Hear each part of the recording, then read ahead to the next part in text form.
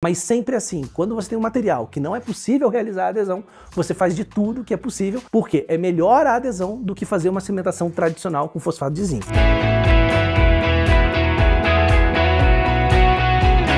Quando você vai fazer uma restauração indireta, você tem 3 variáveis. Primeira variável é em relação ao substrato em que você está fazendo a cimentação. Se é esmalte, se é dentina, se ali tem resina, o IDS, ou se tem um metal, por exemplo, tinoco metálico, qual é o substrato do dente? O segundo ponto variável é o material que é feito a restauração que você está cimentando.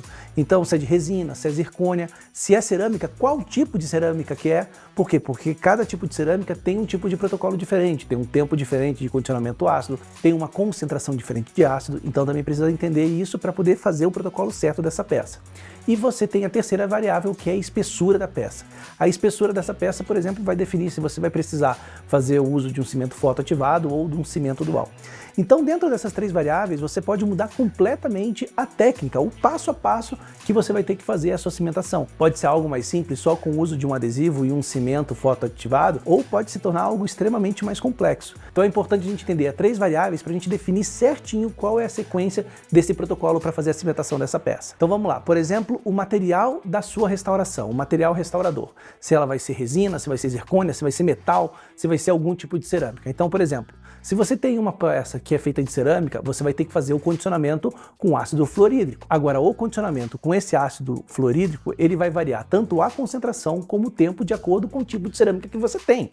Então, por exemplo, se você tem um silicato de lítio, um MX-Press, um MX-Cad, você vai precisar fazer com uma concentração menor e também com um tempo menor do que normalmente a gente faz com cerâmicas estratificadas, ou à base de fluorapatita, ou cerâmicas com reforço de leucita, que precisam de um ácido um pouco mais concentrado e também com mais tempo de condicionamento dessa cerâmica. Já a zircônia, ela é resistente ao condicionamento de ácido fluorídrico e, teoricamente, a zircônia ela não tem uma capacidade de adesão. Então, no caso da zircônia, a gente tem que criar uma condição de adesão. Olá, chicos! Disfrutando o vídeo? Então, dale a me gusta e suscríbete ao canal.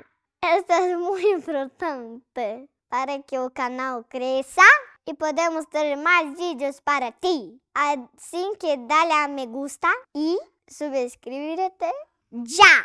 Graças! O que deveria ser feito com as zircônias é algo chamado silicatização, onde se usa um aparelho chamado Rocatec para poder impregnar partículas de sílica na parte interna dessa zircônia, né? Porque normalmente até o coping é de zircônia e por cima tem uma cerâmica que é estratificada, só que a gente não vai trabalhar em cima da cerâmica, na cimentação a gente vai trabalhar em cima da parte interna, que é a zircônia.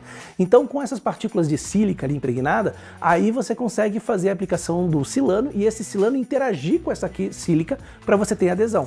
Só que dificilmente os laboratórios aqui no Brasil trabalham com a silicatização. E o que acabam fazendo é o jateamento da parte interna da peça, e daí a gente vai acabar fazendo a limpeza dessa peça com ácido fosfórico, depois aplicar o silano, e a gente tem até uma capacidade de adesão com essa zircônia, mas ainda assim é muito baixa.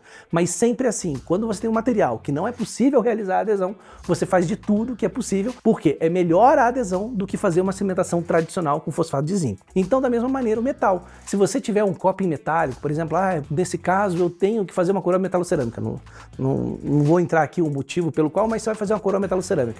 O ideal é você também fazer a cimentação hoje em dia dessa metalocerâmica com cimento resinoso, em vez de usar o fosfato de zinco. Mas para isso, você tem que ter todas as condições para poder fazer adesão, isolamento absoluto e tal, mas você precisa criar a condição de criar uma adesão para esse metal. Então daí entra o jateamento de óxido de alumínio, o uso de um primer específico para metal. Alguns silanos, primer, podem servir tanto para cerâmica como para metal também, quando eles têm na sua composição um MDP10. Mas às vezes você tem que usar um primer específico para metal. A mesma coisa acontece com a zircônia, tá? Eu falei também do jateamento agora há pouco, e é importante também falar sobre isso. Tem muita gente, muito dentista, que pega ali a cerâmica, o de silicato de lítio, e gosta de jatear com óxido de alumínio na parte interna dele. Não faça isso, tá?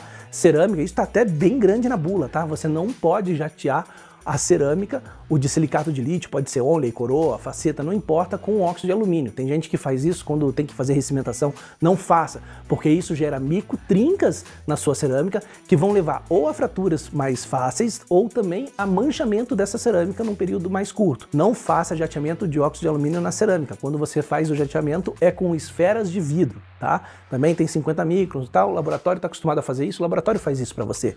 Pode ficar tranquilo. O laboratório já tem que mandar para você você essas peças limpas internamente, jateadas. E daí quando chega no teu consultório você só vai fazer o condicionamento, no caso das cerâmicas, ou a limpeza no caso da zircônia e no caso do metal, e seguir com a aplicação do silano. Aí vamos lá, resina. As resinas tem a resina de consultório, que é a resina interna, igual que vocês estão vendo eu cimentar aqui no caso, mas também tem aquelas resinas que são de laboratório, resinas ferezadas com reforço de cerâmica. Não se engana, reforço de cerâmica não é cerâmica. A cerâmica, quando você condiciona com ácido fluorídrico, você está condicionando não o reforço dela, você está condicionando a matriz de vidro. Essas resinas, ela não tem matriz de vidro, ela tem o reforço, o cristal ali para poder ajudar a reforçar ela, e isso não é condicionável.